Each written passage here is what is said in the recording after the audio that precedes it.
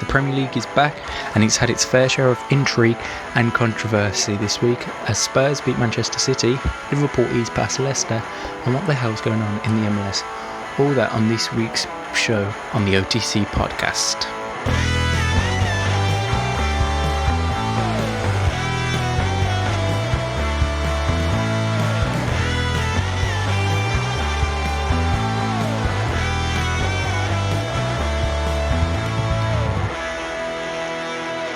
Hello and welcome back to the OTC podcast with myself, Regan, Walsh, and my co-host, Bradley Morris. How are you today, Brad? I haven't reached club football really ever.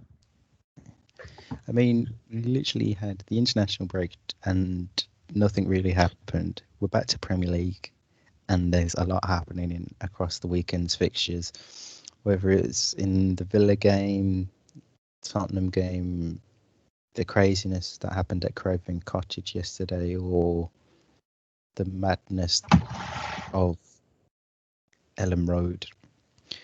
We'll get onto all of that throughout the course of this show. We've also talking about some of the crazy things happened in the MLS over the past weekend. A look ahead to some of the English sides in Europe, as well as a lovely story from Norway. But as ever, we've got to start off here in the Premier League as action got underway with Chelsea playing Newcastle in what appeared to bring Chelsea into the title race, as well as Liverpool and Tottenham. A comfortable win for Chelsea, out with Federico Fernandez's own goal in the opening 10 minutes, and then Tammy Abraham shortly after the hour mark. It's now, I mean, we said it on Friday, Chelsea could be up there and are starting to look good, but now in a proper title race, you got to say. It almost seems like it, really, given the starts of everyone else. It was fairly routine for them. Yeah. In the end, and just saying, poor Newcastle. Yeah, I mean, from minute one, I think they looked like they were going to struggle. Chelsea just came out of the blocks firing, and then it's the only time they look like doing anything. And then once the own goal went in, they just seemed to like drop off a little bit. And you got to say, the decision to buy Edouard Mendy from Frank Lampard and the rest of the Chelsea backroom staff is definitely one that's paying off, because I think that's now 6 or 7 clean sheets he's kept in all competitions, and he's definitely paying off for Frank Lampard's Chelsea. Elsewhere in the title race, Spurs beat Manchester City 2-0 with goals from Giovanni Lo Celso and Heung-min Son. Did we think we'd be saying that? No. I mean, it's now, with this victory, Spurs are top of the table, and we've never been this deep into a Premier League season and Spurs be at the top. And it also, this past weekend, marked a year of Jose Mourinho at Tottenham. I mean, he really is a miracle worker. I think he's alright. I've always rated him. We need to christen this now, this podcast, because this performance was what we could call the Jose special. Yep. Get absolutely dominated in possession. 66-33. Man City have 22 shots to Spurs' 4, and Spurs win the game 2-0. It sounds like a game of FIFA, doesn't it? They were disciplined. They just managed the game in pure Mourinho masterclass. Yeah. I mean, a lot of people be like, oh, he parked the bus or he didn't turn up, but it's actually a genius way of playing, because, I mean, they've managed to score 2 goals against them, and then questions are now going to be asked about Pep and Man City, because that result leaves them in 13th place, 6 points off a top 4 spot. You got to be questioning how bad they've had to the start of this season. This is without doubt the most work that Pep has had to go through in his managerial career. Yeah, I don't think he's had this hard of a task of trying to get them playing well in a long time. Whether that's because of the coronavirus break that we've had and like the short amount of time being able to flip over games, or it's due to the fact that he's not had his full caliber of players available for every game this season. I mean, that could also be intersaid, but also his former team, Barcelona, who we'll touch on a bit later, they're also having their worst start to a Liga season in years as well. So it's strange to see two top sides like that struggling in the league. Could we say that we're slowly descending into the end of a specific era? The tiki-taka Pep era. The football Guardiola brought it almost influenced how modern football is, but that influence almost, not big of the word, but it's materialised into something a bit further. Yeah, and a bit faster pace. Is he being left? Is he being left behind a little bit, or is he just a bit tactically stubborn and not wanting to change much?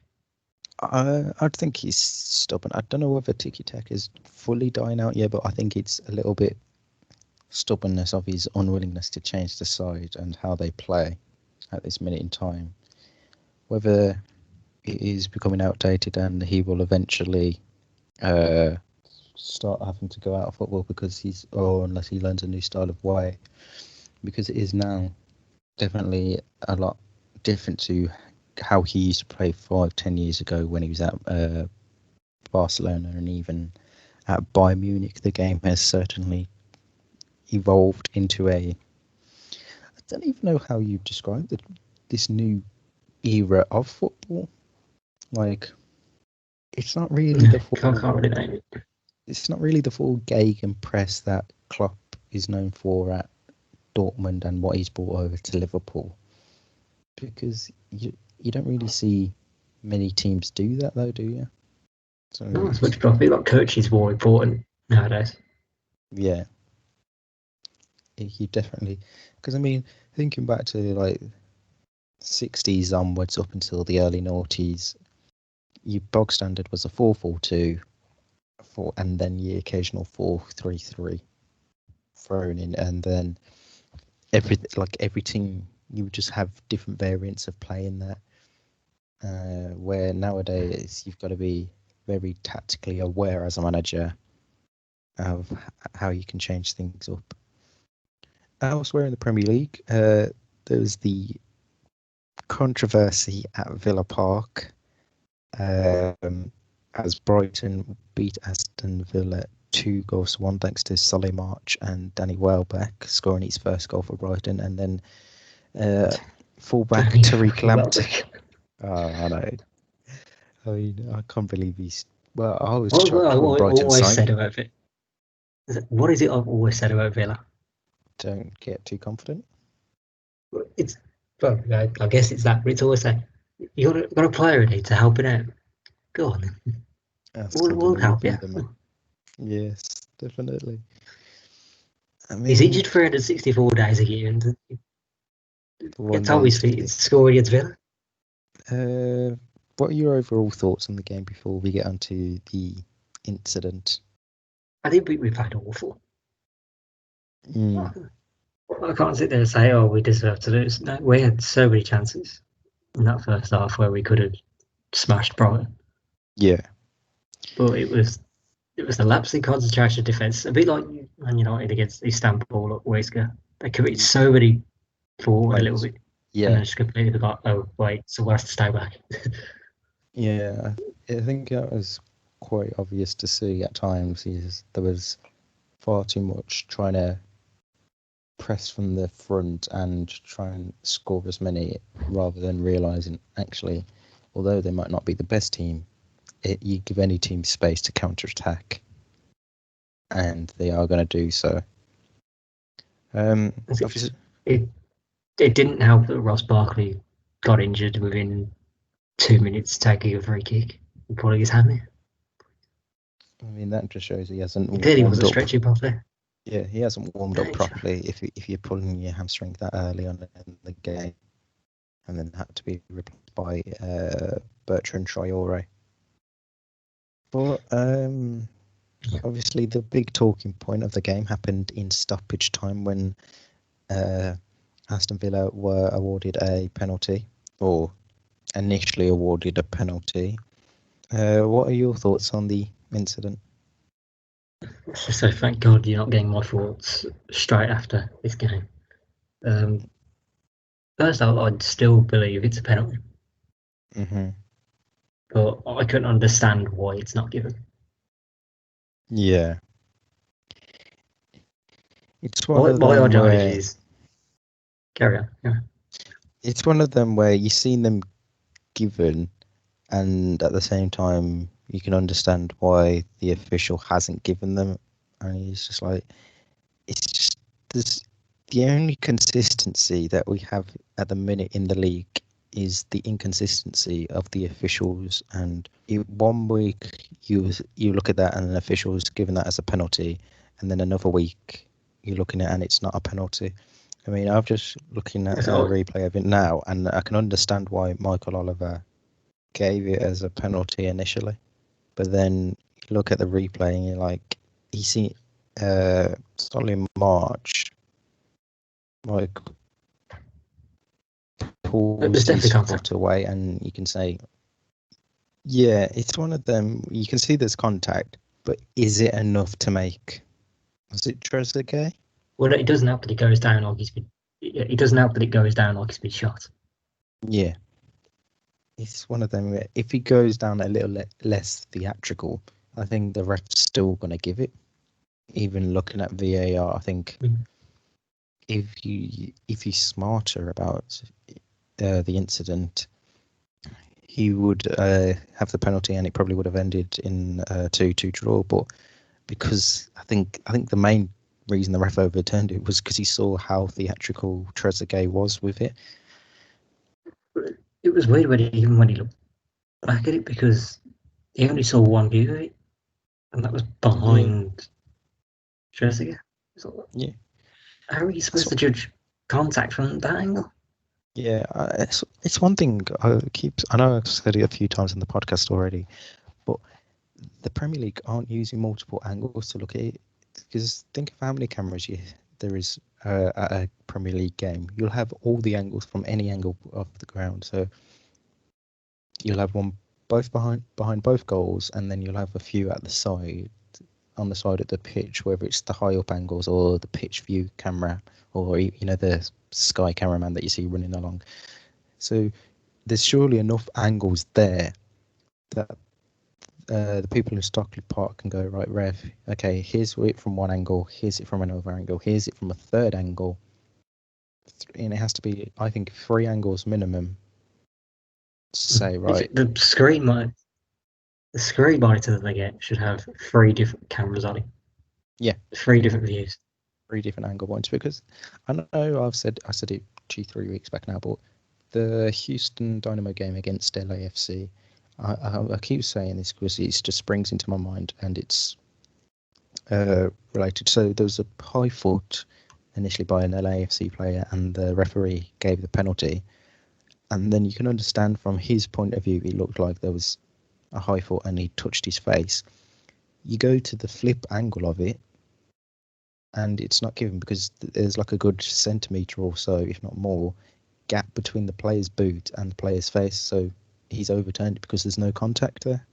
So you're like, if they can use that in the MLS League, which is apparently not as good as the Premier League, well, then why can't our officials have a different viewing? I put that down to Americans being more used to using video technology in their sports. Yeah, but it's only used. I mean, it doesn't matter whether they're more used to using the technology, because an NBA referee or an NFL referee is not going to manage or referee a MLS game, is it? So the MLS referees are coming to it as new as what they are over here. Oh, go on. No, it was nothing. I was just. We'll continue to have this argument and discussion for months on end.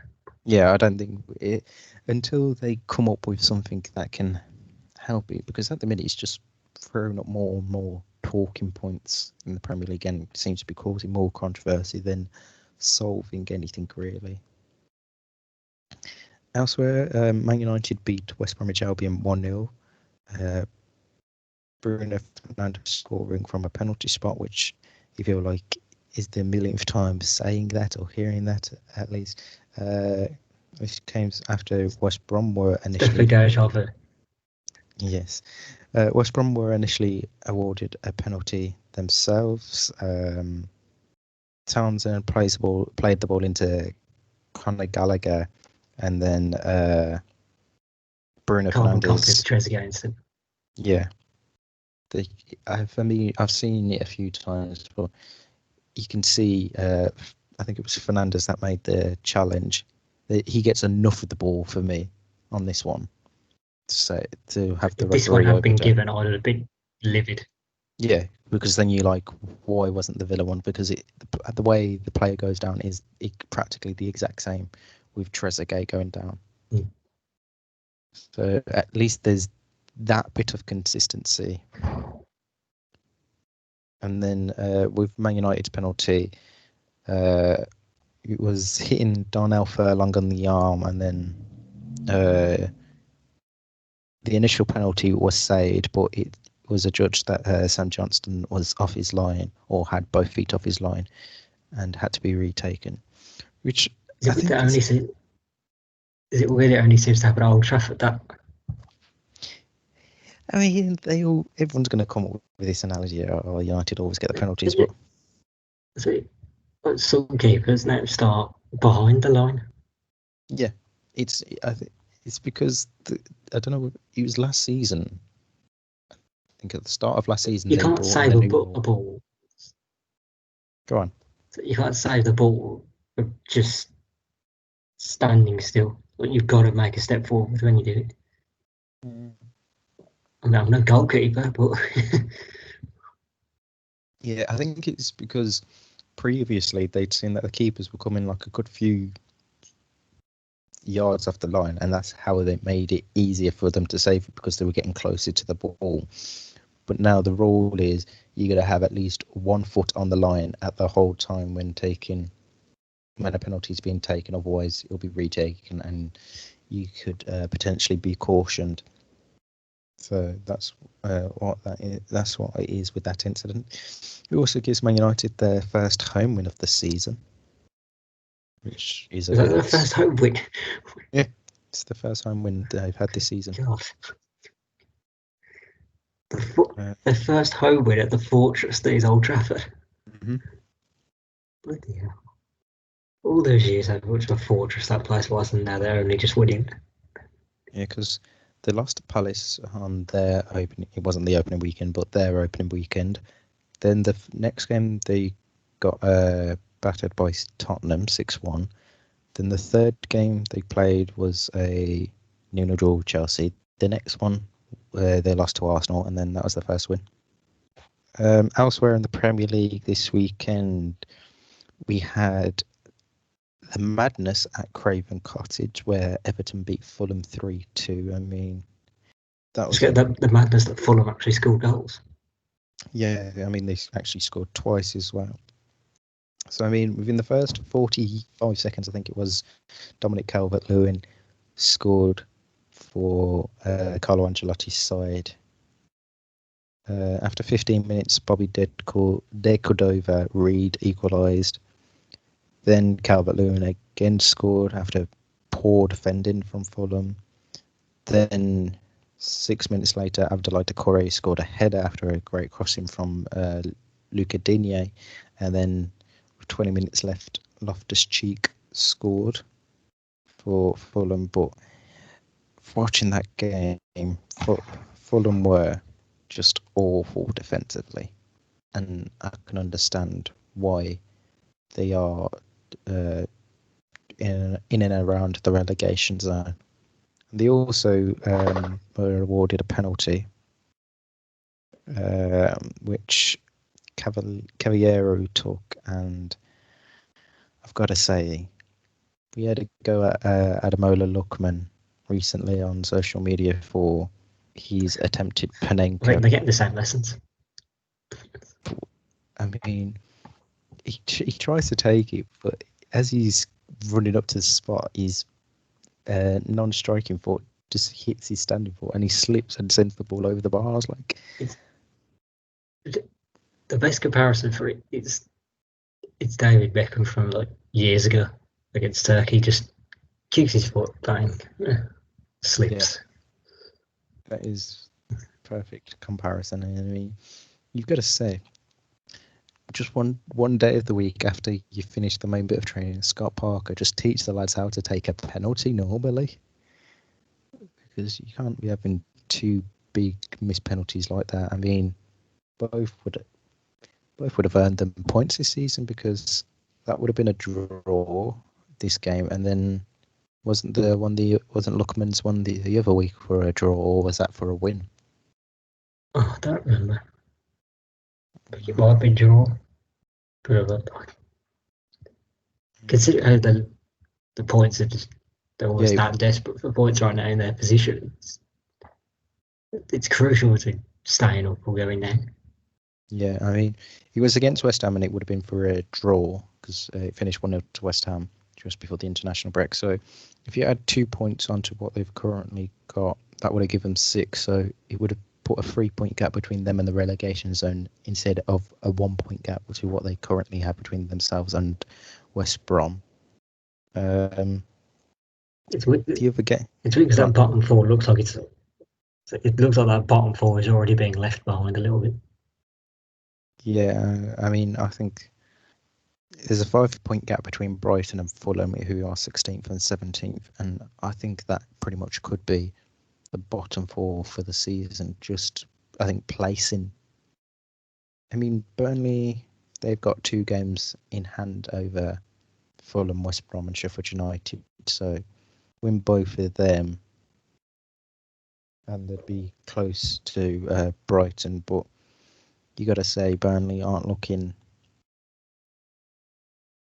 too decent. I mean, we are pre-recording this before they played their game against Crystal Palace, so a win there. Yeah, they're going to batter Palace tonight. Sean Dyche.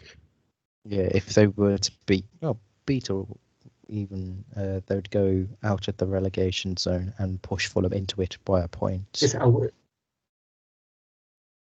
I still wouldn't rule out either that bottom four going on a run. I think they just need to start picking up maybe like a draw or 2, and then get like a win against sides around them, and then they will start picking up, I think.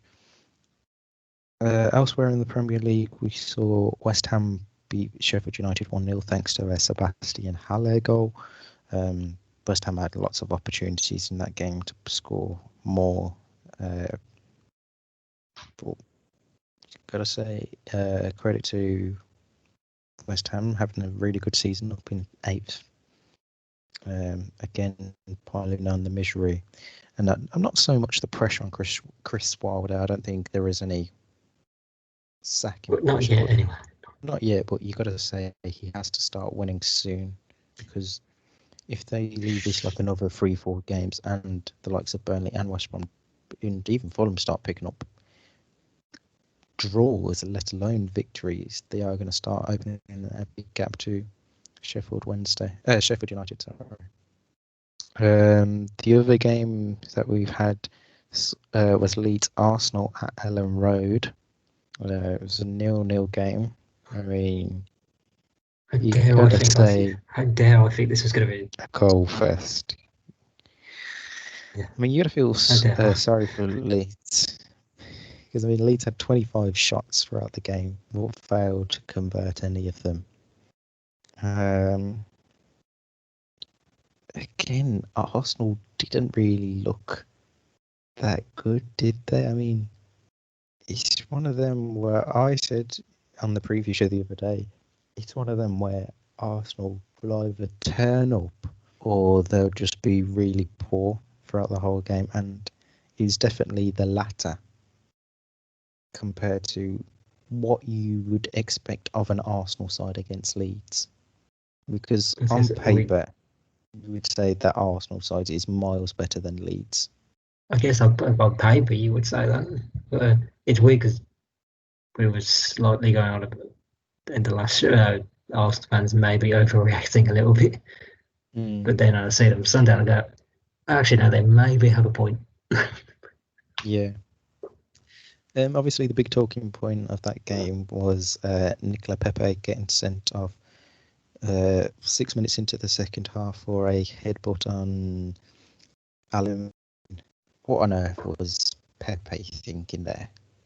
I mean, whether there was much contact or not, that seems to be up in the air for debate. But you got to say, contact or no contact, what on earth is he doing that for? He lost his head. It's just as simple as that, I think. Because I was how I was watching it. They were showing past incidents in the game where there's Pepe shoving Alioski away from. So I do that clearly throughout the game. Those two were having words. Alioski was obviously man marking him the whole game, and yeah, Pepe obviously lost it. The one incident.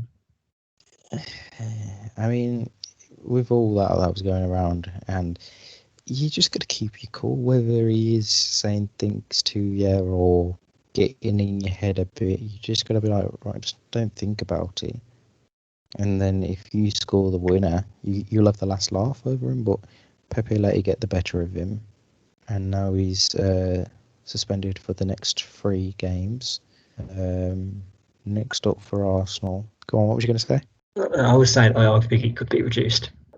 So you just think it'll be the one game? Yeah, given the reaction to it. I mean, if it is just the one game, he'll miss the game against Wolverhampton Wanderers this coming Sunday. If it is the full 3-match suspension, game after North London derby against Tottenham, and then the final game of his suspension would be against Burnley.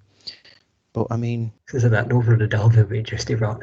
Yeah, I mean, I think contact or no contact, Pepe shouldn't have done that at all. And it's understandable why Arteta was annoyed at him. And for me, if I was a manager in that situation, I am saying to Pepe, right, you've now got to prove yourself as to whether it's the 3-match suspension or one, why you deserve to be back into my squad, back into my starting 11. Because doing incidents like that, I don't want you in my team. Because if you're costing us potential points and a win, and we have to play 40 minutes with 10 men, then what's the point of me picking you? And it's hard to just ostracise a player like that, given how much they spent on him. Well, yeah, you got to say, but it wasn't Mikel Arteta that spent the 72 million on him. It was Stan Kroenke and his son Josh that agreed on it. But you've got to say, incidents like that, it's just ridiculous whether it's full-blown contact or not. Because, I mean, if you think about it, that's ended Zidane's career when he did it back in the World Cup in 2006. But he was retiring anyway.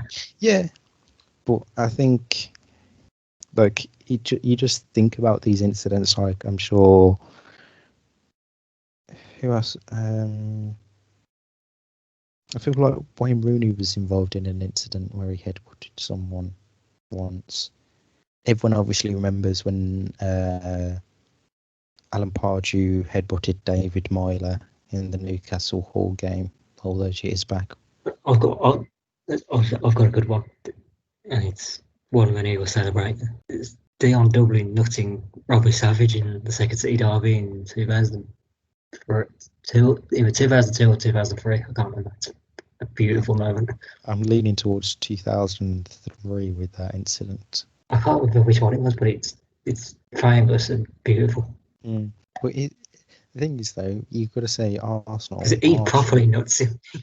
Yeah, he does give him a proper good header. But you got to think about it now. Arsenal are trying to clamp down on the stupidness and ill behaviour because that's why they sent Matteo Guendouzi out on loan because of his silliness with Neil Maupay towards the end of last season. There's obviously been the spaff between Danny Ceballos and David Luiz last week that we mentioned. So you've got to ask yourself, with stuff like this going on, what on earth is going on at Arsenal? This kind of stuff never seemed to happen under Wenger, or it just didn't seem to happen as much and get reported as much as it is now. Because the way they were playing down the latter incident. But is it safe to say Arsenal has now become a luxury destination for players? Oh, it is.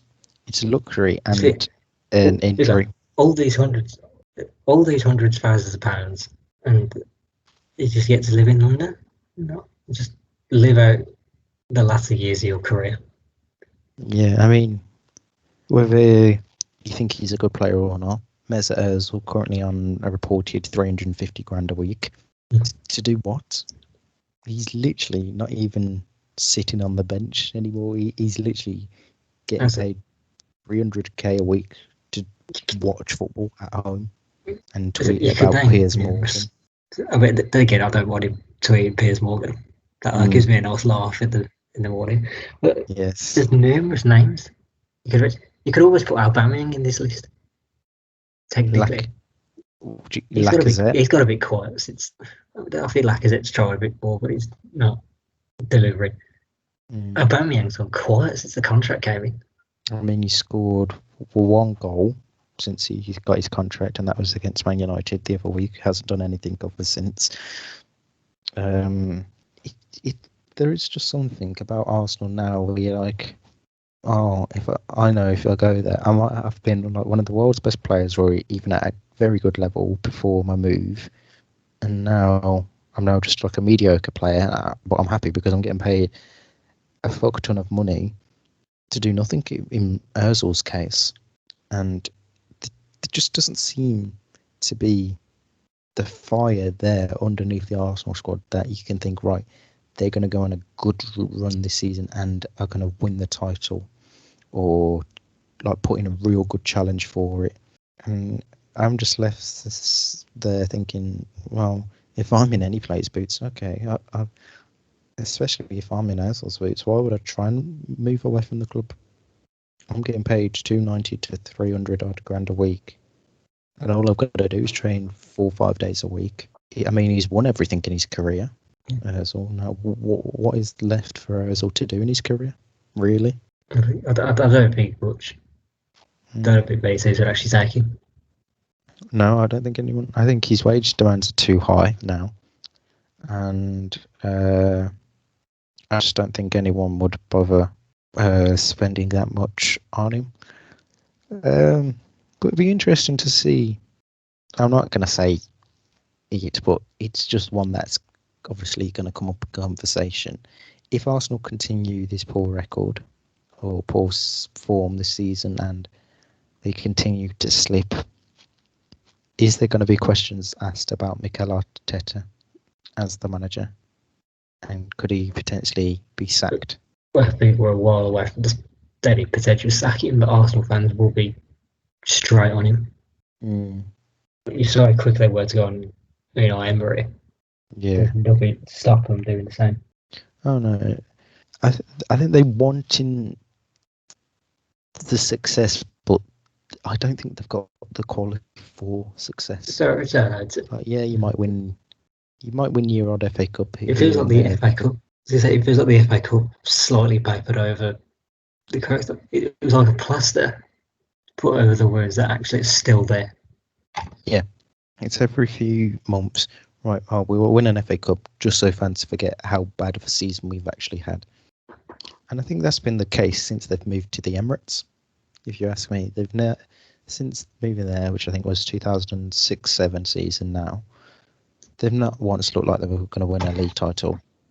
Not once looked like they were going to challenge for the Champions League. It's literally just an FA Cup and a top 4 finish. and then they seem happy with it. Easily satisfied. Mm. The final game that we've had so far this weekend saw Liverpool play Leicester City at Anfield. I mean, an already injury-plagued Liverpool, should I say, lost Naby Keita to injury early on in the second half and had to be replaced by Nico Williams. Andy Robertson, who we did think was injured because he did pick up an injury with the Scottish national side, was obviously fit. So they had a back four of Robertson, Fabinho, Matip and Milner. So I didn't think their lineup looked that drastic. No, considering the amount of injuries, I mean, you got to say Diogo Jota fully deserves his place. I think if Salah hadn't tested positive, I think Jota probably would have started over Firmino. Obviously, Curtis Jones was in midfield. I think anyone could have filled that role whilst they're missing a few. And then the back four it didn't seem too out of place. But you got to say well done to Jurgen Klopp's side, scoring 3 goals. An goal from Johnny Evans, who I think, if I remember correctly, headed it past Kasper Schmeichel. Diogo Jota's form is... But he didn't even hit. He just let the ball hit him. Diogo Jota continues his great scoring run with the Reds now, and then Roberto Firmino finally scored in the game after he had countless amounts of chances to score, including one that was cleared off the line. You got to say though, is he actually that good of a player to be in this Liverpool team? Like, yes, he does the fancy flicks and tricks, but his goals are so far between. I think Liverpool could afford that, considering they've got goals in abundance in that team. Yeah, and I think that's how he's lucky. Like, he plays well. He doesn't seem to have bad games, but he's just not clinical enough. But he gets the odd goal here and there, which does seem to be what important at times. So, though, I think if Jota continues his great run of form, I think he will be starting a lot more, I think, in the near future.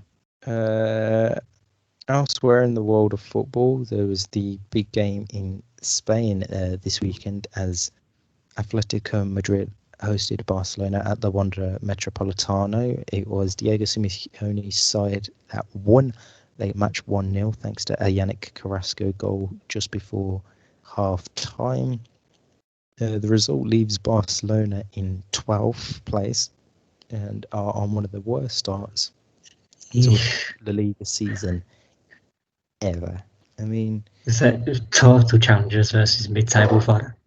Yeah, you got to say, they just don't look like doing anything. I mean, they've lost Ansu Fati in the squad and to injury, and they just seem to have had all their life sucked out of them, and like they still seem heavily reliant on Messi, but I don't think Messi wants to be there anymore.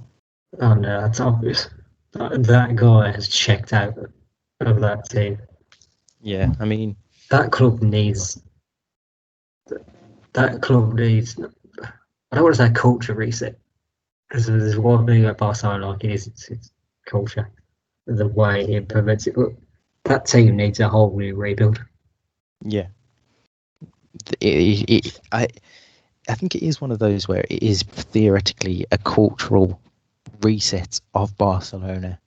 They still seem to be trying to hold on to the Pep Guardiola way of playing football, even though he's been left. They need a management restructure. Yeah.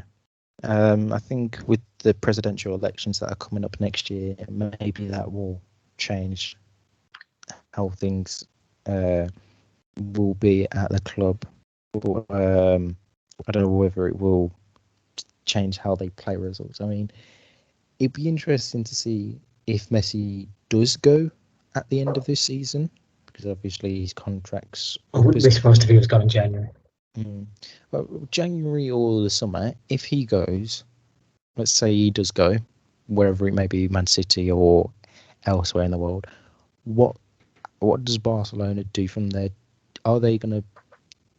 They're not going to get a player of his caliber in, because there's only him and Cristiano Ronaldo are of his caliber, obviously. But what do Barcelona then do to, like, because I don't think any of the players are really good enough to be like, right, we're going to set La Liga on fire, and this is our time to reign over Spain. Well, firstly, they've got to look at their recruitment. Yeah, I think too many signings. Like I think 30-year-old Roman Pjanic isn't going to cut it. no. And then when they signed Arturo Vidal, who was late 20s and hadn't been good for a few years, or he might have been early 30s when they signed him. Why did they bring him in? And then Paulinho from What was that signing? he was there for 6 to 12 months, and then he left. Martin Braithwaite. Yeah. Too many of their signings since about 2015-16 have just been awful. And I just don't think they've got many of their transfer decisions right at all. The talking point out of that game, apart from Atleti winning, saw Gerard Piqué go off with a nasty injury, and it seems that he has torn his ACL in his knee, so it is set to be his season all and over with, which is terrible news. Also somewhere 3 to 5 months, which seems incredibly short for an ACL. Yeah, 3 to 5 months is really short. I think 3 to 4 months is if he goes ahead and doesn't get surgery on his knee, but if he does, it would be 6 to 8 months if he does have the surgery, because that type of knee injury is one that a lot longer to recover from, because I know, not just speaking about football here, but I know there's been a lot of injuries of it in the American football, the NFL, that have happened this season, where they've done knee injuries and ACLs and they've had surgery, and that's left them out for 6 to 8 months. And there has been ACL injuries in football in the past, which has left players out for that long. So I think, especially someone of his age, he would rather take the time, the full 6 to 8 months, to fully recover rather than be rushed back. Elsewhere in the league, Real Madrid could only draw 1-1 with Villarreal. Gerard Moreno scored for Villarreal from the penalty spot, which is, I believe, 4 penalties in the last 2 games that Madrid have conceded. Mariano Diaz did score for Zinedine Zidane's side after 2 minutes. However, Real Madrid are still in 4th place. Table toppers Real Sociedad won again, this time against Cadiz. Alexander Ishak scored after the hour mark. In the Bundesliga, Bayern Munich could only manage a 1-1 draw with Werder Bremen. Kingsley Coman scored for Bayern. Bit of a shock result, that, considering Werder Bremen are not having a bad season. They're having an okay season, but you'd expect that type of game to be Bayern to be winning. Elsewhere in the game, Borussia Dortmund put 5 past Hertha Berlin, with Erling Haaland scoring a hat-trick. No, sorry, 4 goals, wasn't it? They scored all 4 of them. 4 of the 5, Rafa Guerreiro scored the other. So that was just 24 hours after he won the Golden Award. I mean, Haaland really is just something. Time will tell. Yeah, time will tell if he's Van der Vaart or Lionel Messi. I mean, current rates, you'd be leaning towards Lionel Messi rather than Rafael van der Vaart. He's 19. It's red total goal scoring record there. Yeah, he's just phenomenal what he's doing at the minute.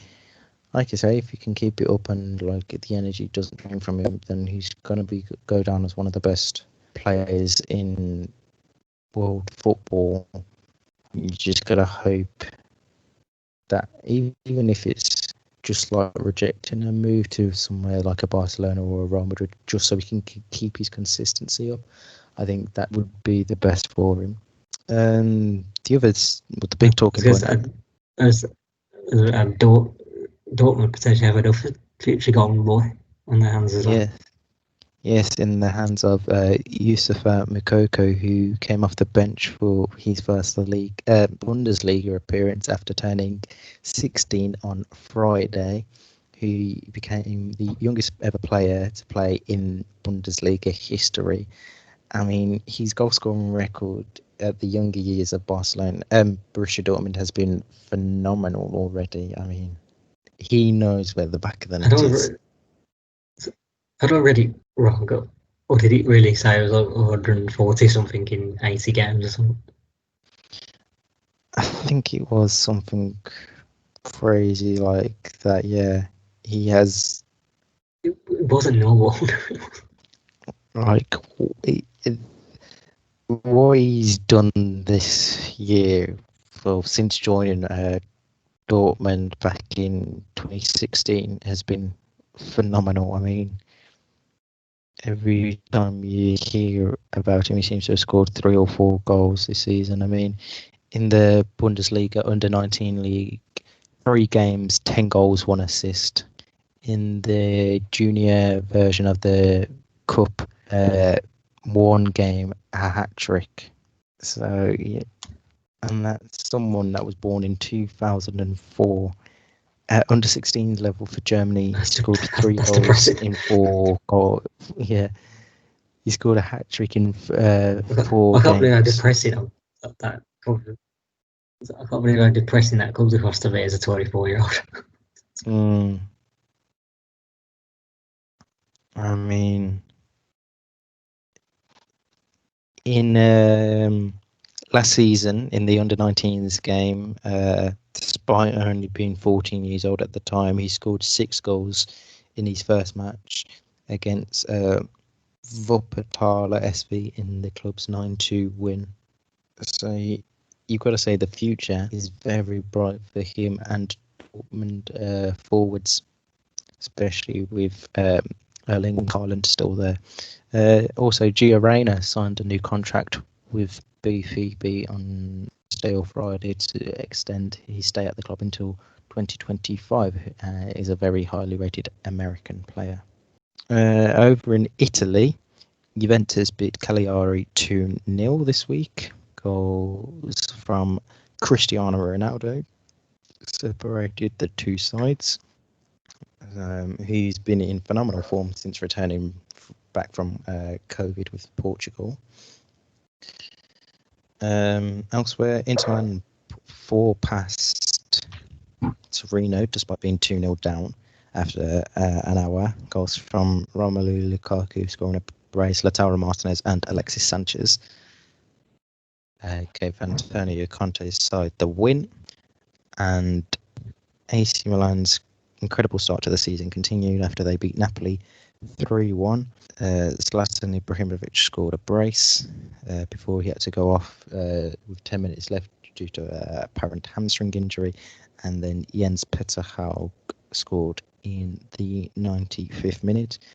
However, Napoli played the last half hour with 10 men after Timio Bakayoko saw red for a second bookable offence. Elsewhere in the world of football, we've had MLS playoff games this weekend. Started the action on Thursday with the playoff play-in games between Nashville and Inter Miami, which saw Nashville win and knock out David Beckham's side. And then we've had the second game, I can't remember which it was now. New England Revolution against Thierry Henry's Montreal Impact, and it was the Revolution that won 2-1. That's Brad Friedel's New England Revolution. Well, he's not playing for him now. I think he's retired.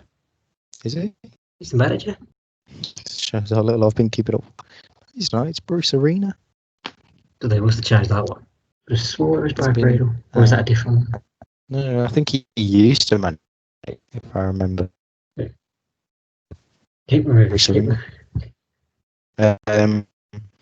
But a 95th minute winner from Gustavo Bou made the Revolution win and head through to the round of 16.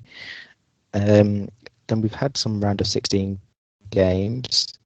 On Saturday, Orlando City played New York City FC and drew 1-1 in the game, but won 6-5 on penalties in a crazy game which saw goalkeeper Pedro Gallesi sent off after he'd already been booked in the game in the 103rd minute for an incident, and then he was sent off in the penalties for coming off his line. And we said obviously about the rule where you have to keep at least 1 foot on your line, and was replaced by a defender who said the Gudmundur Thorsson penalty. Sorry if I butchered the name there. But Orlando City advanced through to the quarterfinals. Columbus Crew beat the New York Red Bulls 3-2. Giassi Zardes, Darlington Nagby and Pedro Santos with the goals for the Crew to see them advance. And yesterday we had Sporting Kansas City play the San Jose Earthquakes in a thrilling game that finished 3-3 in regular time. 2 goals in stoppage time, 1 for either side. Gianluca Busio scored for the KC at the start of stoppage time, whilst all-time MLS top goal scorer Chris Wondolowski scored in the 7th minute to send us to penalties, which Sporting KC would go on to win 3-0. And the goalkeeper Tim Melia became the first keeper in MLS history to save all 3 penalties and produce a clean sheet. Minnesota United beat the Colorado Rapids 3-0 thanks to a brace from Kevin Molino and Robin Lodd scoring the other goal. And then the final games that we've had so far. And then the final game that we've had so far saw the Portland Timbers take on FC Dallas. It finished 1-1 in regulation time, and after penalties, it's FC Dallas that win 8-7. So we've had all the penalties apart from the last one were scored, which was missed by Jorge Villafana. There's still some more games to happen in the round of 16. So Toronto have to play Nashville, and then the Philadelphia Union have to play the New England Revolution, and Seattle Sounders play Los Angeles Football Club later on this week. In the world of women's football, there's some injury news concerning Arsenal and Netherlands forward Viviana Miedema, who pulled out of the international squad on Friday due to a hip injury. Miedema, who's had an excellent start this season, scoring 15 goals in 10 games for Arsenal. It's unclear on how bad her injury is and whether she'll miss any game time for Joe Montemurro's side, but she was replaced by Victoria Pelova of PSV. Elsewhere in the world of women's football, go on. I was gonna say, you can feel the heartbreak in your voice. I mean, I'm just going to say it. She's the best striker in women's football at the minute, and I think not just only me, but for Arsenal fans and fans of the WSL are definitely going to be sad to see that Miedema is injured, hopefully not for a long period of time. Elsewhere in the world of women's football, in Ligue 1, PSG beat Lyon 1-0 to hand Lyon their first defeat in league football in over 4 years, which is an incredible feat to have gone that long without losing. And you've got to say credit to PSG, who have looked really good side overall this season and are genuinely a really good side. Back into the Women's Super League action, they announced on Friday, if I'm correctly, candidates for the player and manager of the month. Manager of the month are Chelsea's Emma Hayes, Manchester City's Gareth Taylor and Casey Stoney of Manchester United. And then player of the month, you've got Anita Asante of Aston Villa, Hannah Hampton of Birmingham City, Pernilla Harder of Chelsea, Ellen White of Manchester City, and Tobin Heath of Manchester United. The winners being announced in a few days' time. Now on to some great news in the world of football coming from Norway. I'll hand over to you, Brett, for this story. I'm going to skip through this completely. So, a very lovely story to end this podcast on. The team that no one will read, but let's just call them the Leicester City of Norway. Yes. The team known as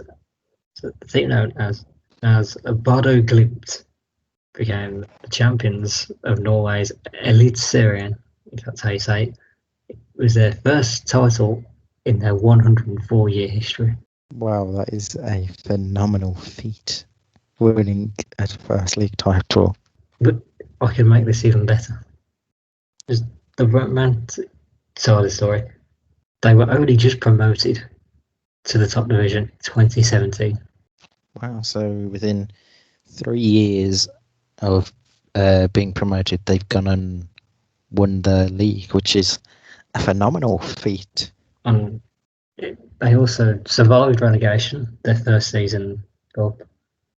They were runners-up the following year, and obviously have won the league this year with 5 games to go, and they're currently 18 points clear of who was in second. I don't recall. I think we said it was. Oh God, I really forgot. Second place was Molde. He finished in second place on 50 points, where Bodo Glimt finished with 68 points. So that is an incredible feat for them. You can say it was quite like the fairy tale that happened with Leicester City a few years back when they won the league title. That is all we have for this week. We will. Been a long one this week. Yeah, I think it's because we had a lot of talking points. I think we talked about Arsenal and Barcelona respectively for a long time. Obviously, the VAR controversy. We talk VAR controversies every week. Yes. We'll be back later on in this week to have a look back at the Champions League games. We were going to review them, but we don't want to leave you listening to us for much longer. So we'll have a look back at how all the English sides get on in Europe, both the Champions League and the Europa League. And then we will look forward to our Premier League games, and which is what we're just going to have a quick review on is our Predictor League. So you selected 5 games this weekend, Brad. They were Villa, Brighton, Spurs, Man City. Yes, luckily I hadn't. So Villa, Brighton, Spurs, Man City, Man United, West Brom, Leeds versus Arsenal, and Liverpool versus Leicester were the games we chose. A reminder of the scoring system. So we said if you got the score right, but for the wrong team, you got a point. Right team, wrong score, you get 2 points. And correct scoring team was the 3 points. Heading into the weekend, I had a 6-0 lead over Brad. However, Brad, you managed to get some points on the board this weekend with happy days. You predicted Spurs would beat Man City, so you get 2 points there. However, you said it'd be 2-1, not a 2-0. And then we also both got points for Man United beating West Brom, so that took you up to 4 and got me to 8. And the final game, which either of us got points from, was Leeds Leicester for me, where I predicted it'd be a 2-2 draw. So looking at it now, is Brad's on 4 points and I am on 10, so we still got the 6-point gap. I take it you'll be making the 5 selections again later on this week, and we'll leave you into that on. I would definitely make it much more interesting this time. Yes. That's all we've got time for this week. If there's anything happens between now and our review show, we will obviously talk about it in the pre-show. But thank you once again for listening. If you have enjoyed this and are listening to this on YouTube, don't forget to leave us a like, comment, and subscribe. And if you are listening to it on any other device, make sure you are subscribed so you never miss an episode. And we'll be back later on this week to preview next weekend's fixtures and have a look back at the Champions League and anything else weird and wonderful that will happen in the world of football.